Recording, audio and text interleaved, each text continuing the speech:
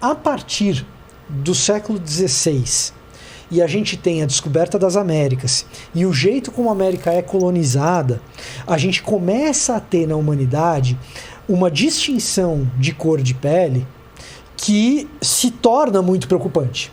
Então, se você dissesse para mim até o século XV, até o século XIV, até o século XIII, talvez isso não fosse uma coisa tão relevante assim. Para os autores dos evangelhos, certamente não é. Não tinha nenhum sentido. Eles não fazem Senão essas distinções. deixariam isso mais claro, né? Certamente tinha a cara do Salim. Ele é um semita comum. Tanto é que quando os romanos chegam, ele vai ser preso. Certamente. Os romanos vão lá, vão prender.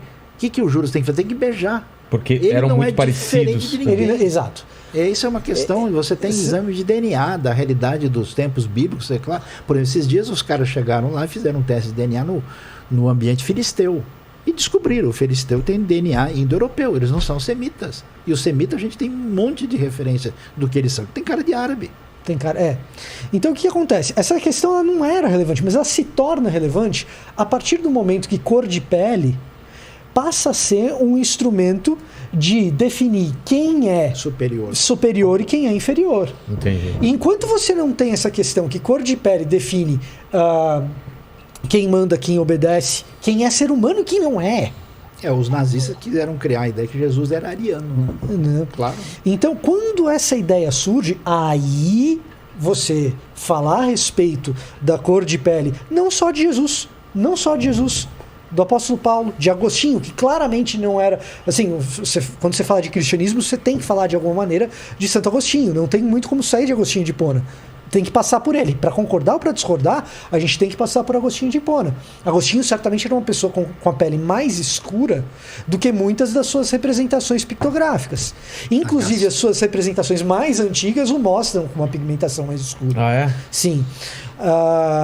Mas não só de Jesus. Agora, isso é irrelevante enquanto cor de pele não define muita coisa. Quando cor de pele passa a definir quem é superior, quem é inferior, no contexto brasileiro, quem ganha bem, quem ganha mal, quem tem acesso a determinadas coisas, quem não tem, quem entra num shopping e o segurança segue, e quem entra no shopping e a segurança não segue. Quem morre por bala perdida todos os dias, quem é espancado pela polícia. Então, isso era irrelevante? Era. Hoje não é mais. Claro que não. A forma como Jesus tratava as mulheres, naquela época não era machismo, não.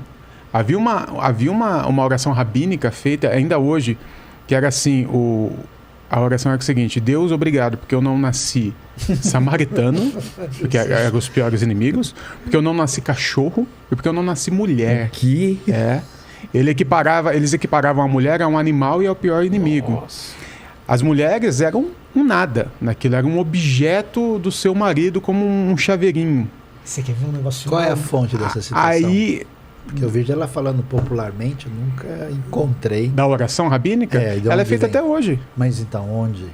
Eu não tenho anotado aqui para você. Eu posso mandar depois, Porque o texto bíblico você tem esse elemento que representa o tipo de cultura, ao mesmo tempo em que você tem um protagonismo feminino. Por exemplo, na Bíblia hebraica, as coisas mais importantes, a coisa mais importante que tem na Bíblia hebraica que determina a história. Quantos por cento de mulheres e homens na Bíblia tem? É claro que tem uma maioria masculina. Uma maioria massacrante. Sim, mas muito maior de mulheres do que comparado com as outras sociedades. Então você tem o elemento mais importante que tem, que é o quê? É o êxodo, a libertação. Quando vai surgir o nascimento de Moisés, quem que aparece? O pai de Moisés? Não. O tio de Moisés? Não. É só a mãe, a filha do faraó e Miriam. Só mulheres. Então existe uma leitura enviesada quando o lado de destacar que tem origem na Europa anti-judaica, de tentar mostrar que esse pessoal só vê o lado masculino. E toda a predominância feminina era escondida debaixo do tapete. Existe um paradigma de relação entre as duas realidades no texto que é injustamente invertido. Então não é bem assim. Acho que eu não entendi. Você está querendo dizer que não havia essa... Havia como em todo mundo. Sim, não, até aí tudo bem. Mas você concorda que houve um apagamento histórico? Por exemplo, na hora os 12 apóstolos são 12 homens. Sim. Mas Jesus andava com as mulheres, mas é citado o nome de 12 homens. Sim, a mulher samaritana é chamada de mulher samaritana. Sim, mas o que você tem? Você tem que entender a razão de ser dos certos textos bíblicos. Por exemplo, o momento mais complicado da história de Israel no contexto do século IX, época de Elias e Eliseu. O que você tem? Tudo está perdido, todo mundo se corrompeu. E o que acontece? Israel seguiu os deuses das nações. E então o que acontece? Deus entrega Israel na mão de Naamã. Naamã vem e invade. Quem que é protagonista da história? A menina. Ela é mulher, ela é adolescente, criança, e ela nem nome não tem. O fato dela não ter nome é intencional, para mostrar que quem é protagonista da história é exatamente quem aparece de uma maneira que não corresponde à referência expectativa. Você tem quem que é importante na Bíblia? Uma outra possibilidade de interpretação o fato de um ter nome é mostrar o descaso por ser uma mulher. É você mostrar que... Nesse caso, não. Nesse caso, não. Por exemplo, você tem na Bíblia um negócio curioso demais. Quem que tem valor na família? É o filho mais velho, primogênito.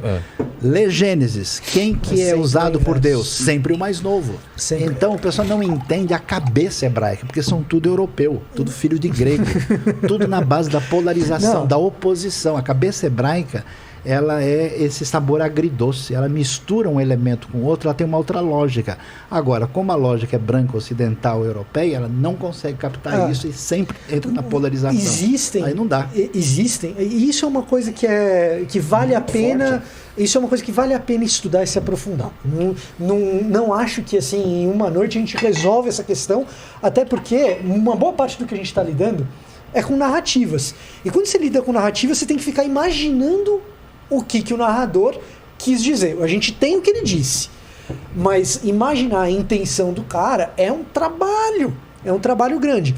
Esse negócio do nome, por exemplo, o nome pode ser apagado de propósito para ridicularizar a pessoa, e isso acontece no texto bíblico. O nome de Deus não aparece em Esther, porque eles estavam apagando o nome de Deus, porque não é importante. Esse é um caso por exemplo. Esse é um caso no qual o nome é apagado e não é uma ridicularização da pessoa. Com certeza. Agora, a gente tem casos em que o nome do cara não é mencionado para ridicularizar. Por exemplo, próprio texto de Êxodo que o Sayão mencionou.